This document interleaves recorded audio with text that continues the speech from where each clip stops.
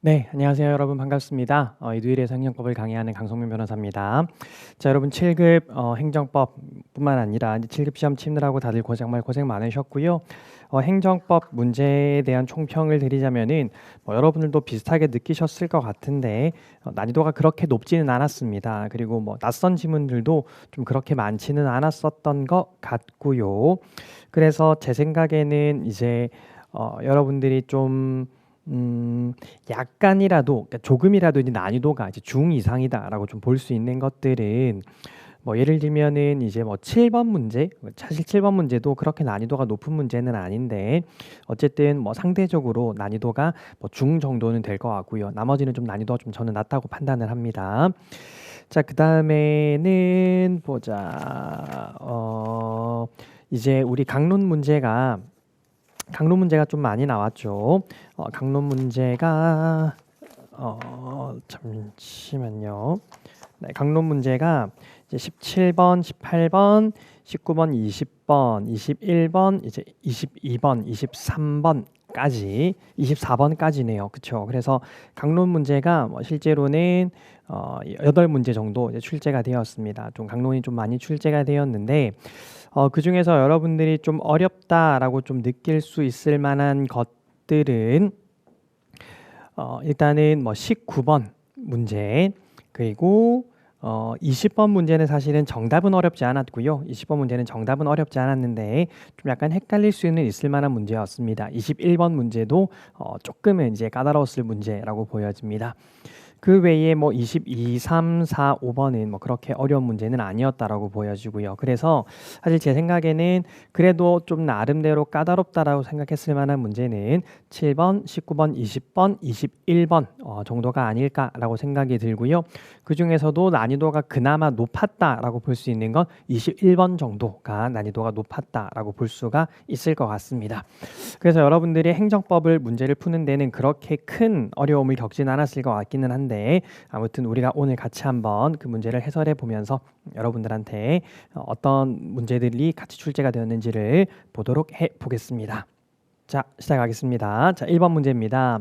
사인의 공법행위에 대한 설명으로 옳지 않은 것은 자, 1번이 정답이죠. 공무원이 한 사직의 의사표시는 언제까지 의원 면직 처분이 있기 전까지는 철회나 취소를 할 수가 있지만 일단 의원 면직 처분이 이루어지고 나면은 철회나 취소를 할 수가 없습니다. 그죠? 그래서 너무 간단한 문제였었고요. 2번은 자기 완결적 신고는 행정청의 수리를 기다릴 필요가 없다. 3번에 인허가 의지 효과를 수반하는 건축 신고는 수리를 요하는 신고다. 4번에 대규모 점포 개설 등록도 수리를 요하는 신고다. 간단한 문제였습니다. 정답은 1번입니다. 자, 2번 문제입니다. 2번은 신뢰보호 원칙 행정기본법 조문과 판례를 같이 이제 물어보는 문제였습니다. 1번, 2번 어려운 내용은 아니고요. 3번에 보시면은 3번에 어떤 단어가 보입니까, 여러분? 진행 중인 사건. 진행 중인 사건이면 뭐는 아닙니까? 적어도 진정소구위법, 즉 소구위법 문제는 아니죠. 진행 중인 사건에 적용이 되는 것은 우리가 부진정소구위법이라고 부르고 부진정소구위법은 원칙적으로 허용이 되죠. 그래서 3번이 틀렸고요. 4번의 헌법재판소의 위헌 결정은 신뢰보호 원칙에 적용되지 않는다. 공적 견해 표명이 아니다라고 이미 기출이 되었었던 문제입니다. 정답은 3번이었습니다. 자, 3번입니다. 행정기본법상 부관을 묻고 있고요. 조문 문제고 굉장히 간단한 문제였습니다. 1번, 2번은 어떤 경우에 부관을 붙일 수가 있는지, 재량행위는 부관을 붙일 수가 있고 기속행위는 법률의 근거가 있는 경우에만 부관을 붙일 수가 있다라는 거고요. 3번은 부관의 내용적 한계입니다. 4번입니다. 사정 변경이 있는 경우에는 부관을 변경할 수가 있죠. 법률의 근거가 없더라도 사정 변경이 있거나 하는 경우에는 부관을 변경할 수가 있습니다. 정답은 4번입니다. 자, 4번 문제입니다. 행정입법에 대한 설명으로 옳지 않은 것은 자, 정답은 굉장히 간단했습니다. 그렇죠? 정답 4번부터 보시면 상위법령에서 세부사항 등을 시행규칙으로 정하도록 위임했음에도 이를 행정규칙과 같은 형식인 고시로 정했다면 시키는 대로 안 했으니까 법적 구속력을 인정할 수가 없겠죠. 4번이 틀렸고요.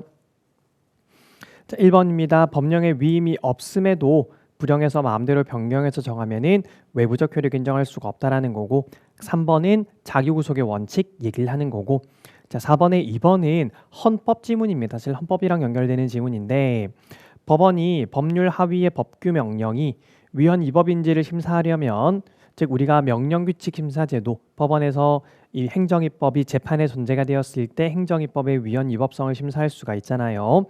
그런 위헌 위법성을 심사하기 위해서는 재판에 전제가 되어야 되는데 여기 재판의 전제라고 하는 것은 구체적인 사건이 계속 중이고 당해 사건에 적용되는 조항이고 그 위헌 여부에 따라서 법원이 다른 판단을 하게 되는 경우를 의미를 합니다. 정답은 4번이었습니다. 자, 5번입니다. 확약에 대한 설명으로 옳지 않은 것은 틀린 것은 1번입니다. 행정절차법 40조의 2 조문을 묻는 거였고요. 우리 확약은 행정절차법에서 문서로 할 수 있다. 문서로 하여야 한다라고 되어 있습니다. 그래서 마지막 줄에 있는 말에 의한 확약도 가능하다는 부분이 틀렸고요. 2번입니다. 확약을 한 이후에 사정이 변경되면은 확약에 기속되지 않는다. 그래서 확약대로 의행할 필요가 없다. 다만 당사자에게 알려줘야 된다라고 행정절차법에 들어와 있고요. 3번입니다. 행정청이 상대방에게 장차 어떤 처분을 하겠다고 확약을 했더라도 그 자체에서 상대방으로 하여금 언제까지 처분의 발령을 신청하도록 유효기간을 두었는데도 그 기간 내에 상대방의 신청이 없었다면은 그 기간이 지나버리면은 별다른 의사표시를 기다리지 않고 확약은 실효됩니다. 그래서 우리 판례가 있죠. 확약 이후에 사실상태 또는 법률상태가 변경되거나 신청 기간을 줬는데 그 기간 내에 신청하지 않은 경우에는 그 확약은 별다른 의사표시를 기다리지 않고 실효됩니다. 4번 굉장히 자주 나오는 거죠. 어권 면에서 선행하는 우선순위 결정은 강학상 확약이고 확약은 우리 판례가 처분이 아니라고 보고 있습니다. 정답은 1번이었습니다. 그래서 첫 번째 페이지는 어려웠던 문제는 아무것도 없었던 것 같아요. 자, 6번입니다. 자, 우리 행정행위에 대해서 행정행위는 뭐가 있습니까? 우리 행정행위는 법률행위적 행정행위가 있고 준법률행위적 행정행위가 있고 법률행위적 행정행위에는 명령적 행정행위가 있고 형성적 행정행위가 있습니다. 명령적 행정행위에는 하명, 허가, 면제가 있고 형성적 행정행위에는 특허, 인가, 대리가 있죠. 그리고 준법률행위적 행정행위에는 공증, 통지, 수리, 확인이 있습니다. 자, 그래서 1번에서는 명령적 행정행위에는 하명, 허가는 여기 포함되어 있지만 대리는 형성 행정행위죠. 1번 틀렸고요. 2번 특허는 재량행위죠. 3번입니다. 인가는 기본행위를 보충해 주는 것이기 때문에 기본행위가 무효면 인가도 당연히 무효입니다. 3번이 정답이고요. 4번입니다. 특정의 사실 또는 법률관계의 존재를 공적으로 증명하여 공적 증거력을 부여하는 행정행위는 뭡니까? 확인적 행정행위가 아니라 준법률 행위적 행정행위로서 뭐에 해당해요? 공증이죠. 공증을 얘기하는 겁니다. 앞부분은 공증을 얘기하는 거고 그 뒤에 있는 예시를 드는 것도 당선인 결정, 장애 등급 결정, 행정심판의 재결 이런 것들은 전부 다 확인에 해당하는 거죠. 그래서 우리가 시험에 많이 나왔었던 공증과 확인을 비교하는 문제가 4번 지문이었습니다. 정답은 3번이 옳은 정답입니다. 자, 7번 문제입니다. 7번은 3번, 4번은 워낙 간단한 거죠. 3번의 재외동포에 대한 사증 발급은 재량행위죠. 4번의 주택건설사업계획의 승인도 재량행위입니다. 자, 7번에 1번 보겠습니다. 자, 제가 이제 총론 강의할 때 이렇게 설명드렸었는데요. 우리가 처분은 적법의 영역과 위법의 영역이 있고 이 적법의 영역에서는 타당한 것과 부당한 것이 있고 위법의 영역에서는 취소할 수 있는 것과 무효인 게 있습니다. 그리고 법원에서는 무엇만 판단한다. 법원에서는 위법의 영역만 판단하지 이 부당의 영역은 법원의 판단 영역이 아니죠. 그래서 법원은 합법성 심사만 하고 그 다음에 합목적성 심사는 하지 않습니다. 그렇죠? 합목적성 심사는 하지 않습니다. 근데 7번에 1번에서는 재량행위에 대한 법원의 심사는 재량권의 일탈남용 및 재량권의 한계 내에서 행정청의 판단까지는 맞는데요. 뒷부분 합목적성, 공익성의 판단 이런 것들은 법원의 판단 영역이 아니죠. 이거는 부당의 영역, 합목적성의 영역이기 때문에 법원의 판단 영역이 아닙니다. 뒷부분이 틀렸고요. 2번입니다. 육아휴직 중에서 복직의 요건인 휴직 사유가 없어진 때에 하는 복직 명령은 기속행위이므로. 그렇죠. 이제 육아휴직 했는데 육아휴직 기간이 끝나면은 당연히 복직을 하여야 하겠죠. 육아휴직 끝난 사람 잘라도 되겠습니까? 안 될 거잖아요. 그래서 이 휴직 사유가 없어졌을 때 하는 복직 명령은 기속행위입니다. 2번이 정답이었습니다. 자, 8번입니다. 행정절차법상 행정절차에 대한 설명으로 옳지 않은 것은 1번. 자, 행정청이 처분 기준 공표 의무를 위반하여 미리 공표하지 않은 기준을 적용해서 처분했다고 하더라도 기억나십니까? 처분의 기준은 공표를 하는 게 원칙이지만 공표를 안 할 수도 있죠. 그래서 제가 이거는 강행 규정이 아니라 훈시 규정이라고 말씀을 드렸습니다. 따라서 공표하지 않은 기준을 적용했다고 하더라도 그것만으로는 처분에 위법이 있다고 볼 수는 없다. 자, 1번 옳고요. 2번입니다. 처분의 처리 기간에 관한 규정은 강행 규정이므로 틀렸죠. 이것도 기억나시죠? 처리 기간에 관한 규정도 훈시 규정이기 때문에 기간을 어겼다고 하더라도 위법하다고 단정할 수는 없더라. 2번 틀렸고요. 3번입니다. 행정청은 위반 사실 등의 공표를 할 때에는 특별한 사정이 없는 한 미리 당사자에게 의견 제출 기회를 주어야 하고 당사자는 의견 제출할 수가 있다. 그래서 우리 행정절차법에 원래는 뭐가 있었어요? 처신입 예지, 처분, 신고, 입법 예고, 행정 예고, 행정 지도가 있었는데 작년에 추가가 된 게 뭡니까? 확약, 위법 사실의 공표, 그다음에 행정 계획. 그 중에서 위반 사실의 공표를 할 때는 사전 통지와 의견 제출 기회를 주라는 거죠. 그래서 8번에 3번은 옳은 지문이고요. 4번입니다. 다수 당사자가 공동으로 행정 절차 행위를 할 때에는 대표자 선정할 수가 있고 다수 대표자가 있는 경우에 1인에 대한 행정청의 행위는 모든 당사자에게 효력이 있지만 통지는 모두에게 하여야 효력이 있다. 그래서 옳지 않은 것은 2번입니다. 자, 9번 문제입니다. 9번 문제도 정보 공개 간단한 문제였습니다. 1번입니다. 지방자치단체는 소관 사무에 관하여 법령의 범위에서 정보 공개에 관한 조례를 제정할 수가 있다. 2번입니다. 우리 정보 공개에 대한 불복 방법으로는 이의신청도 있고 행정심판도 있고 행정소송도 있는데 이의신청과 행정심판은 모두 임의적 전치 절차죠. 필수적 절차가 아닙니다. 그래서 2번에서 이의신청 절차를 거쳐야 된다라고 하는 것은 틀렸죠. 필수적 절차가 아니기 때문에 3번입니다. 일부 취소 가능성. 정보 공개 청구를 했는데 비공개를 했는데 일부는 공개하고 일부는 비공개 사유가 있다라고 하면 법원은 일부 취소 판결을 할 수가 있습니다.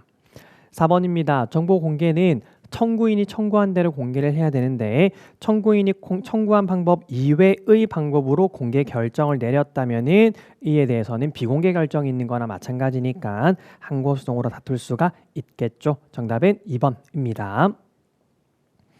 자, 10번 문제입니다. 1번입니다. 우리 많이 봤었죠. 병무청장과 지방병무청장이 있어요. 지방병무청장의 명단 공개 결정은 처분이 아니지만 병무청장의 명단 공개는 처분이죠. 1번 틀렸습니다. 자, 2번은 뭐랑 비교하시면 돼요? 10번에 2번은 11번에 1번이랑 비교하시면 됩니다. 11번에 1번이랑 비교하시면 되는데 우리가 금전 납부 의무는 원칙적으로 상속이 가능한 의무인데 다만 예외적으로 상속이 안 되는 게 딱 하나 있었잖아요. 그게 뭡니까? 이행강제금. 이행강제금은 돈을 내는 게 목적이 아니라 쫄게 만드는 게 목적이기 때문에 이행강제금은 상속이 안 되었어요. 그래서 10번에 2번에서 과징금 받은 사람이 과징금을 내야 될 사람이 사망하게 되면은 상속인에게 승계가 되고요. 11번에 1번의 이행강제금은 상속인에게 승계가 안 되기 때문에 이행강제금 받은 사람이 사망하면은 그 이행강제금 부과도 당연히 무효입니다. 자, 그다음에 10번에 3번입니다. 10번의 정답은 2번이고요. 3번입니다. 가산세는 세법에서 규정하는 의무의 성실한 이행을 확보하기 위하여 세법에 따라 산출한 본세에게 가산하여 징수하는 조세인데 본세의 감면 사유가 인정된다고 가산세도 감면을 할 수 있을까? 안 되겠죠. 그러니까 그 세금을 깎아주는 거는 누군가에게 세금을 깎아주면은 다른 사람들이 그만큼 더 많은 세금을 내야 되기 때문에 법률에 근거 없이 함부로 특혜를 주는 것도 금지가 되어 있습니다. 따라서 본세의 감면 사유가 인정된다고 해서 가산세도 무조건 감면할 수 있는 것은 아니고요. 10번에 4번입니다. 자, 우리가 행정상 제재에서 고의 또는 과실이 있어야지만 할 수 있는 제재 뭐 있었습니까? 그렇죠. 행정 형벌과 행정 질서벌만 있었죠. 그래서 가산세는 고의 또는 과실 여부와 상관없이 가산세는 고의 과실 여부와 상관없이 부과를 할 수가 있습니다. 그래서 고의 과실은 중요한 요소가 되지 않습니다. 자, 11번입니다. 자, 11번의 이행 강제금에 대한 설명으로 옳지 않은 것은 자, 1번 봤고요.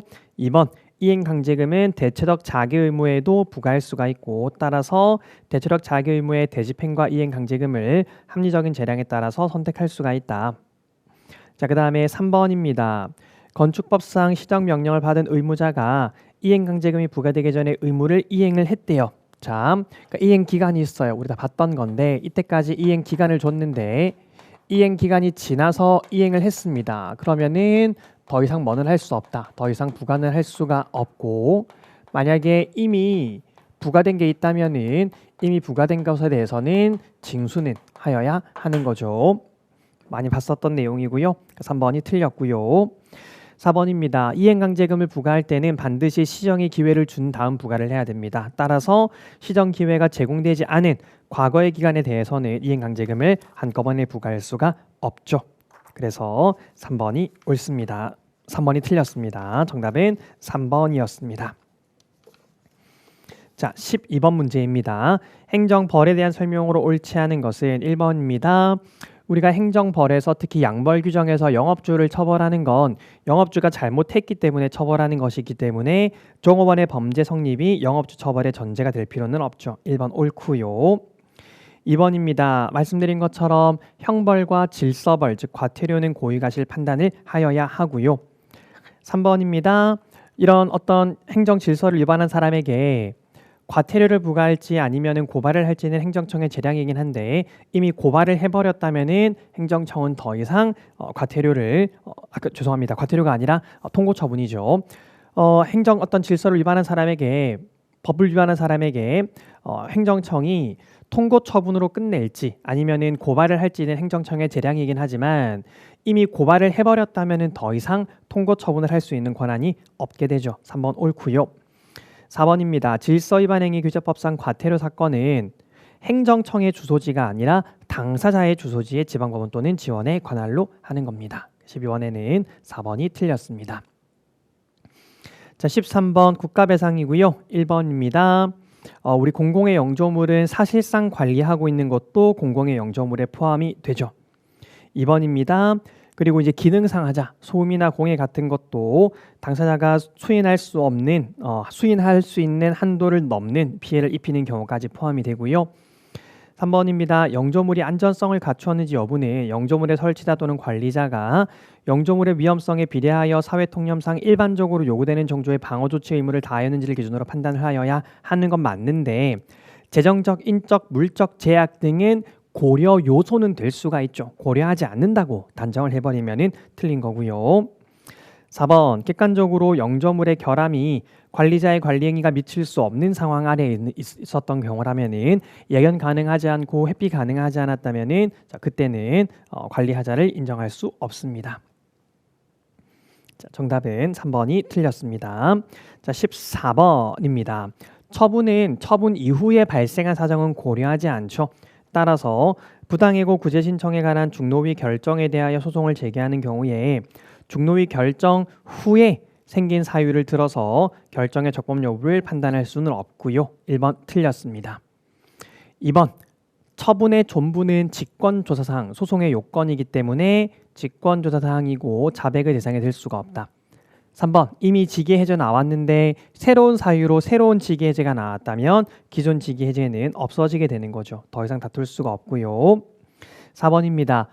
더 이상 처분이 직권 취소되어서 더 이상 소를 제기할 이익이 없어지게 된 경우에도 그런 처분이 반복될 가능성이 있고 어떤 법률적 해명의 필요성이 있는 경우에는 예외적으로 소이익을 인정을 해주기도 합니다. 옳지 않은 것은 1번이 틀렸네요. 자, 15번입니다. 항고소송에 대한 설명으로 옳은 것은 1번입니다. 우리 부작위 위법확인 소송은 제소기간 규정이 있죠. 그래서 행정청한테 내가 신청을 했는데 행정청이 대답을 해주지 않는 부작위가 계속되고 있는 상황에서는 자, 기간 제한 없이 이제 부작위 위법확인 소송을 제기할 수도 있고요. 그 다음에 기간 제한 없이 의무행 심판을 제기할 수도 있습니다. 근데 의무행 심판을 거치고 부작위 확인 소송을 제기하는 경우에는 90일 이내에 하여야 하죠. 그래서 부작위 확인 소송에서도 제소기간 규정은 있어요. 하지만 부작위가 계속되는 한 기간 제한 없이 제기할 수가 있지만 행정심판을 거쳤다면은 다시 청구 제소기간의 적용을 받게 됩니다. 그래서 1번은 틀렸고요.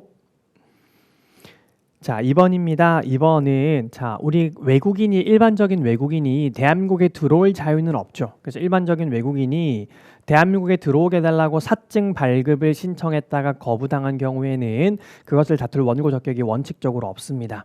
물론 비교해서 우리 재외 동포는 사증 발급을 신청할 자격이 있죠. 자, 그런데 이미 대한민국에 입국해 있는 외국인들은 자신에 대한 어떤 그 불이익을 다툴 수 있는 권리가 인정이 됩니다. 어떤 게 있습니까? 귀화 거부. 그렇죠. 이미 대한민국에 입국해서 귀화 신청인데 귀화 거부 당하는 경우, 체류 자격 연장 거부. 체류 자격 변경 거부. 이미 체류하고 있는데 체류 자격을 바꿔달라고 신청했는데 거부당한 거예요. 그런 경우. 그 다음에 출국 명령. 이미 들어와 있는데 나가라고 하는 겁니다. 그런 것들에 대해서는 원고 적격이 인정이 됩니다. 그래서 이번에서는 난민 불인정 처분의 취소를 구할 원고 적격 인정이 되죠. 3번입니다. 주민 등의 도시관리계획 위반 제한을 거부하는 처분에 대하여 이익 형량의 하자가 있다는 이유로 취소 판결이 확정되었습니다. 그러면 행정청은 어떻게 하면 돼요? 이익 형량을 제대로 하면 되는 거죠. 그래서 이익 형량을 제대로 해서 다시 다른 내용의 계획을 짰다면 이것은 재처분 의무를 이행을 한 거죠. 그러니까 법원에서 지적한 사유를 보완했잖아요. 이익 형량 안에서 잘못됐다라고 했는데 이익 형량 한 거니까 제대로 재처분 의무를 이행을 한 겁니다. 정답 4번은 간단하죠. 무효확인 소송에서 무효확인을 구할 법률상 이익을 판단함에 있어서 이행소송과 같은 직접적인 구제수단이 있는지 여부는 따질 필요가 없죠. 그래서 옳은 것은 4번입니다. 자, 16번은 취소소송 판결의 효력을 묻고 있습니다. 1번 선결 문제가 되는 경우에도 기판력에 저촉된다. 2번이 틀렸죠. 처분을 취소하는 확정 판결이 있으면 그 취소 판결 자체의 효력에 의해 그 행정처분을 기초로 하여 새로 형성된 제3자의 권리가 당연히 환원되는 것은 아닙니다. 2번이 출제가 몇 번 되었던 지문입니다. 2번 틀렸고요. 3번입니다. 취소 판결이 확정되고 새로운 처분을 할 때 기본적 사실관계가 동일하지 않다면은 취소된 처분과 같은 내용의 처분을 하는 것은 기속력에 반하지 않고요. 4번입니다. 간접강제 결정에서 정한 의무행 기간이 경과한 후에라도 재처분이 행하여지면 처분 상대방이 더 이상 배상금을 추심하는 것은 허용되지 않는다. 그래서 옳지 않은 것은 4번입니다. 죄송합니다. 옳지 않은 것은 2번이죠. 2번입니다. 자, 17번입니다. 자, 17번부터 강론이네요. 행정기관의 권한에 대한 설명으로 옳지 않은 것은 1번입니다. 우리 정부조력법상 권한이임 규정은 일반적 권한이임 근거 규정이 되어서 개별 규정이 없더라도 이 규정을 근거로 권한이임할 수가 있죠. 1번이 틀렸습니다. 4번입니다. 상급 행정기관의 지시는 내부적인 문제에 불과하기 때문에 이 내부적인 문제를 위반했다고 해서 그것만으로 외부적으로 처분이 위법하게 되는 것은 아니고요. 4번입니다. 피대리행정청이 대리행정청한테 권한을 대리시켰고 이 대리행정청이 피대리행정청의 이름으로 했다면은 그때 피고는 피대리행정청이 되는 것이고요. 4번입니다. 세무서장이 공매 권한을 한국자산관리공사에게 위임을 했다고 되어 있죠. 위임을 했으면 권한이 넘어가는 거고 한국자산관리공사가 자신의 이름으로 처분을 했을 테니 그때 피고는 한국자산관리공사가 될 겁니다. 옳지 않은 것은 1번이었습니다. 자, 18번 문제로 넘어가 보겠습니다. 자, 18번입니다. 국가공무원법상 실적과 자격에 따라 임용되고 신분이 보장되는 공무원에는 법관이나 검사도 포함이 되죠. 법관이나 검사도 경력직 공무원, 신분이 보장이 되는 공무원입니다. 1번이 정답이고요. 자, 2번입니다. 우리 공무원들이 퇴직한다고 해서 곧장 연금 청구권이 생기는 것이 아니죠. 퇴직한 다음에 연금관리공단에다가 연금 지급 신청을 하고 공단이 여기에 대해서 결정을 하거나 이제 거부를 하면은 비로소 연금 청구권이 발생하죠. 그래서 이 결정과 거부는 처분성이 인정이 됩니다. 우리 얘기 많이 했던 것 같은데요. 그래서 2번 틀렸고요. 3번입니다. 공무원 임용 결격 사유에 해당하는 자를 공무원에 임용하는 행위는 당연 무효고 따라서 그 이후에는 공무원 연금법상 퇴직급여를 받을 수도 없죠. 4번입니다. 집행유예 받고 당연 퇴직한 경우에 그 이후에 형선고 효력이 없어진다고 하더라도 이미 발생한 당연퇴직의 효력은 소멸하지 않죠. 그래서 옳은 것은 1번입니다. 자, 19번 문제입니다. 약간 까다로웠을 수 있겠다라고 생각이 드는데 근데 그래도 사실 1번, 2번, 3번이 워낙 분명해요. 정답이. 자, 1번입니다. 주민의 감사 청구가 적법 요건을 모두 갖추었음에도 감사기관이 각하 결정을 한 경우에 감사 청구한 주민은 그 각하 결정 다툴 필요 있습니까? 굳이 다툴 필요 없고 나는 적법한 감사 거쳤으니 다음 스텝으로 주민소송 제기하면 되는 거죠. 1번이 옳고요. 2번입니다. 주민 땡땡권들은 전부 다 헌법상 기본권들이 아니라 지방자치법상 인정되는 법률상 권리에 불과하죠. 따라서 주민투표권은 법률이 보장하는 권리라고 할 수 법률이 보장하는 권리라고 할 수 있으므로 주민투표권이 침해되었더라도 헌법상 기본권 침해는 아니다. 3번입니다. 주민소송의 대상은 주민 감사 청구를 한 사항과 관련이 있는 것으로 충분하고 감사 청구한 사항과 동일할 필요는 없죠. 4번입니다. 자, 우리 지방자치법에 조례는 지방의회에 대해서 직접 개정이나 폐지나 제정을 청구를 할 수가 있는 거고요. 그 다음에 규칙에 대해서는 누구에 대해서? 지자체 장에 대해서 의견을 제출할 수 있을 뿐이죠. 그래서 지금 이 청구하는 것과 의견 제출이 구분된다라는 걸 알고 있는지 물어보는 문제였었고 따라서 4번에서 주민은 주민의 권리 의무와 직접 관련되는 사항에 한하여 지자체의 규칙을 제정하거나 개정하거나 폐지할 것을 해당 지자체장에게 의견을 제출할 수 있는 거죠. 청구할 수 있는 게 아니고 의견을 제출할 수가 있는 거고 그 청구 절차도 법률로 정하는 게 아니라 조례로 정하는 겁니다. 그래서 4번이 틀렸습니다. 자, 20번 문제입니다. 지방자치법상 국가와 지자체 및 지방자치단체 상호 간의 관계에 대한 설명으로 옳은 것은 자, 20번에 1번에 보시면 1번은 지방자치법 188조죠. 188조. 자, 울산광역시장이 북구청장이 징계를 해야 되는 애를 승진을 시켜버리니까 여기에 대해서 지방자치법 188조에 따라서 시정명령하고 시정명령에 응하지 않았을 때 이거를 취소나 정지를 할 수가 있죠. 자, 그랬을 때 이 북구청장은 이 시정명령에 대해서는 제소할 수가 없고 나중에 취소나 정지가 나오면은 그제서야 제소를 할 수가 있는 거죠. 자, 그 다음에 두 번째입니다. 자, 두 번째 지문은 좀 이따가 볼 거고요. 3번부터 보겠습니다. 자, 자치사무가 다른 지방자치나 주민에게 보호할 만한 가치가 있는 이익을 침해하는 경우에는 분쟁조정 대상 사무가 될 수 있다. 그러니까 A 지자체 또는 그 장 그리고 B 지자체 또는 그 장 이 문제가 있을 때 자, 여기 대해서는 이제 분쟁을 조정을 할 수가 있죠. 분쟁 조정을 할 수가 있는데 그 분쟁 조정의 대상은 자치사무도 분쟁 조정 대상이 될 수가 있죠. 그러니까 3번이 옳은 지문이고요. 자, 그러면 이제 그 분쟁에 대해서 이제 상급행정기관이 분쟁 조정 결정을 했습니다. 그 분쟁 조정 결정에 만약에 이제 불복이 있으면 어떻게 하면 됩니까? 그냥 안 하고 버티면 되는 거죠. 안 하고 버티면 나중에 뭐가 떨어집니까? 여기에 대해서 지방자치법 189조를 준용해서 직무이행 명령이 떨어집니다.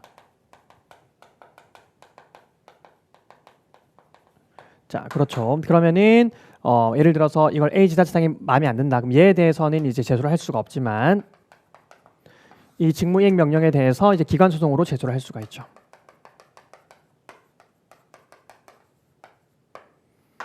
자, 그렇기 때문에 4번은 틀렸습니다. 이 분쟁조정 결정에 대해서는 항고소송을 제기하는 게 아니에요. 분쟁조정 결정에 대해서는 그냥 안 하고 기다리면은 직무이행 명령에 떨어질 거고, 직무이행 명령 떨어지면은 거기에 대해서 기관소송을 제기를 할 수가 있는 겁니다. 대법원에 제소할 수가 있는 거죠. 대법원에. 자, 20번에 2번입니다. 자, 20번에 2번은 예를 들어서 이제 구청장, 그다음에 이제 광역시장, 그다음에 그 위에 장관,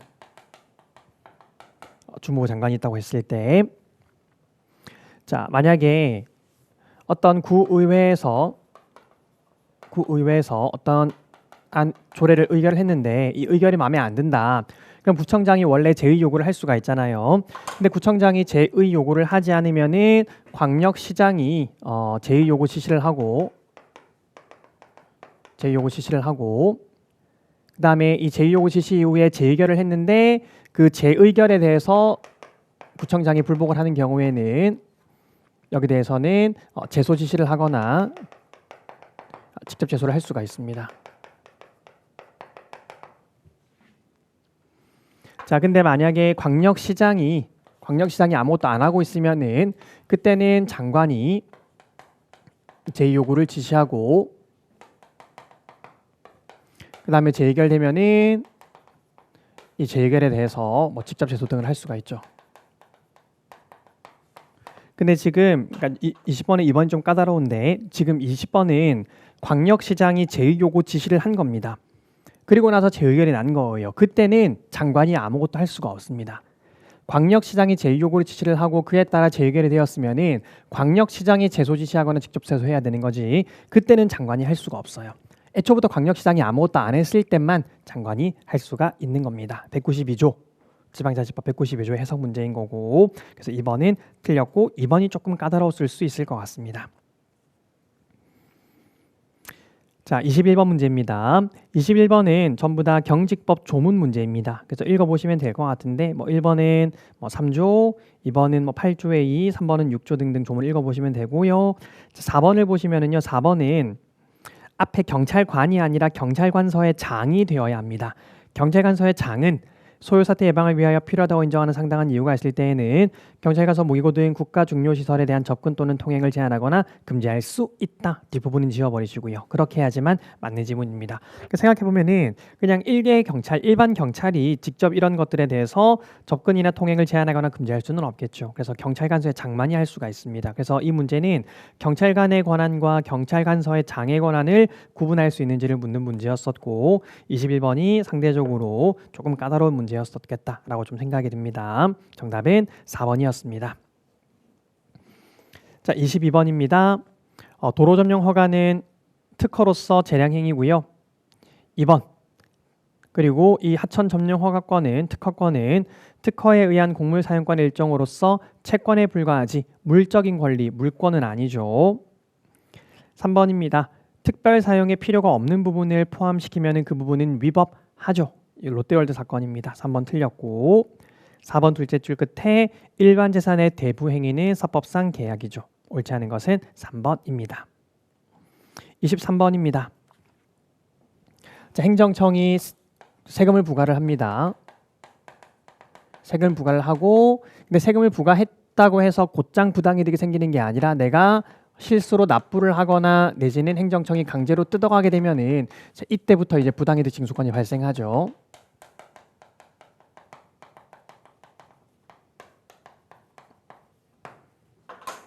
그래서 1번 옳은 지문이고요.